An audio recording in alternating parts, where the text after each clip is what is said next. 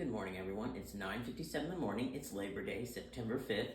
Hope everyone is doing well. Hope you're off work, but if you're not, also hope you're doing well. We had a great day yesterday. We went and saw the bats. It was kind of like anticlimactic. Like there was a lot of people out there. It was really cool. It was a very Austin thing to do. Got to see everyone. Felt like I was back in San Francisco. I wish I could have been out on the water with everyone on the paddleboards and kayaks. What a cool way to just watch the bats. But we were out there for about 2 hours and I felt really good. The coolest thing happened. This little old woman came up to us and she said, "I'm 91 years old. Can I sit with you?" It turns out she was the first female Olympian from India, and she went to the 1952 Helsinki Games and competed at the age of 17 in track and field, and then later on had like a professional career in like field hockey and stuff. Totally cool woman. I Googled her last night. She paved the way for female athletes in Asia and really female athletes everywhere. So it's so cool to meet you, Mary, if you ever see this. But it was just the coolest happenstance ever. We also went thrifting yesterday, got these threads. I'm truly surprised I'm in normal clothes, not even 3 weeks out. Wednesday marks 3 weeks, and on Wednesday I get my glandoplasty. But now we're gonna go check out Goodwill. We're looking for a cane after not being able to really stand up straight for 3 weeks. My hips are killing me, and sleeping on the couch doesn't do me any favors, so I've been trying to sleep a little more in my bed upstairs. But yeah, we're gonna go check out Goodwill and also Dee Dee's discounts. We don't have in Florida. It looks like a Ross. So yeah, that's our Labor Day excitement. Be welcome. Hello, we're back from Dee Dee's discounts. I got like a cool little, well, I got a bunch of cool stuff for like 45 bucks, so I always love a good deal. But like, we were only out for 45 minutes and I am pooped. Like, I am tired. I need to go lay down. I'm gonna eat a little something. As we were checking out, my mom was checking out first, and then I walked over to her because I started to get kind of dizzy and woozy, and I ate breakfast, but it wasn't the biggest breakfast, but I definitely need to hydrate more. So, and also I'm off the Oxy now. I just decided to not take the painkillers. I'm managing it with cannabis medicine, and then just, ibuprofen and methocarbamol. But I think the gummies hit me really hard, and I was kind of dehydrated already, not much food in my stomach, and then the Oxy would give me energy, and so I think I'm just so much more tired these past 3 days. Like this weekend, I was just so tired, but it's also a blessing because I'm napping now during the day. I even had a morning nap. It was wonderful. I also was able to bathe myself for the third time, and it appears that the fistula has gotten no worse. It's still about the same size. It's not open up more.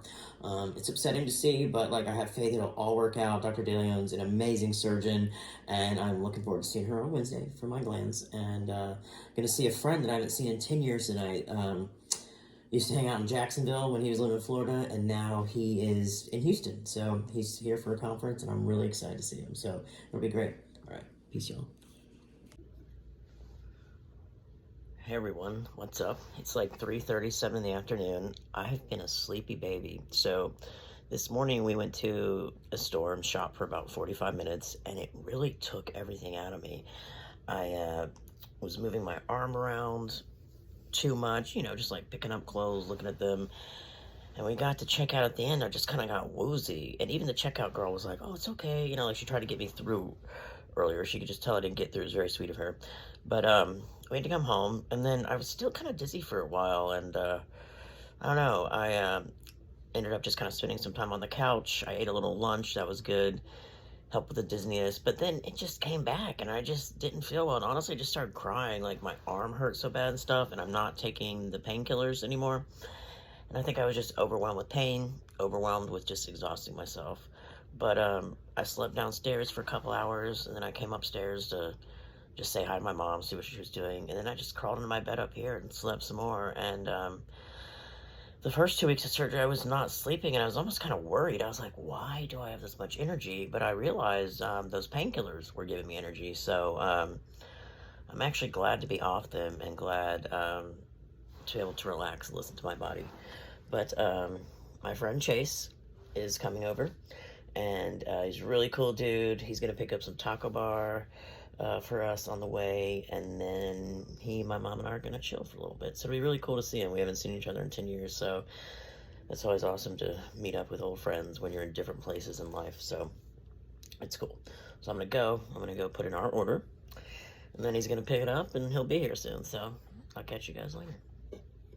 It's about 5:45. My friend got stuck behind a wreck in traffic, so Mom and I are heading out to Pho Please, and we're going to meet him there. I've never really done pho, so it looks delicious and healthy, so sounds awesome.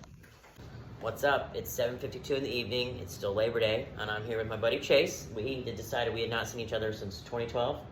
I think it was, or 2013, somewhere in there. Yeah, it was right before I moved to Portland, Oregon, around 2013. So Chase is a lawyer, and he lives in Texas. He lives in Houston. He had a little brief spell in Florida, and he passed the bar there. But now you do some work with trans people. You do some legal name, gender changes. Tell us about that.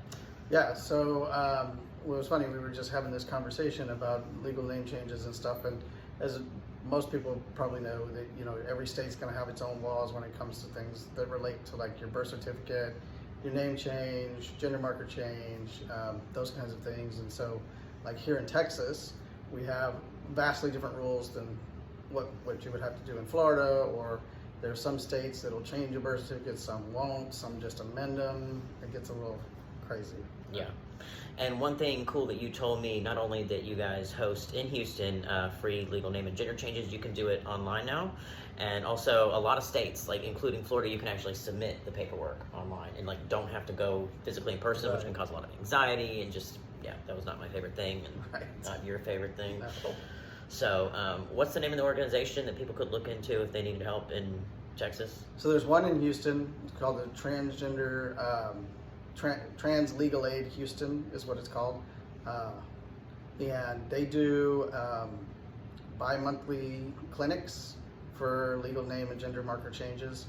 They do both adults and they do minors. That's cool. The minors are a little trickier because you have to have the consent of both parents, but it's still just as doable as an adult. Awesome. And they, I don't know if they're still doing them online now. They did do them online during the pandemic. But they do have every other month these clinics on a Thursday night and a Saturday where you can come and they do all the paperwork for you. They give you instructions. The good thing about Texas is that your jurisdiction is not restricted to the county you live in. Unfortunately, in Florida, it is. Yeah. So, that's, and when I was talking about the difference in state laws, that's one of the biggest things. So here in Texas, we usually send everybody to Travis County in Austin, because the judges are friendlier and easier to deal with, and you don't usually have to go to court. We do what we call by submission.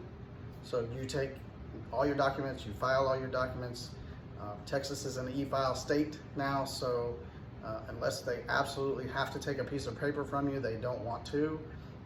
Even if you represent yourself, it's not just lawyers, but everybody has to e-file.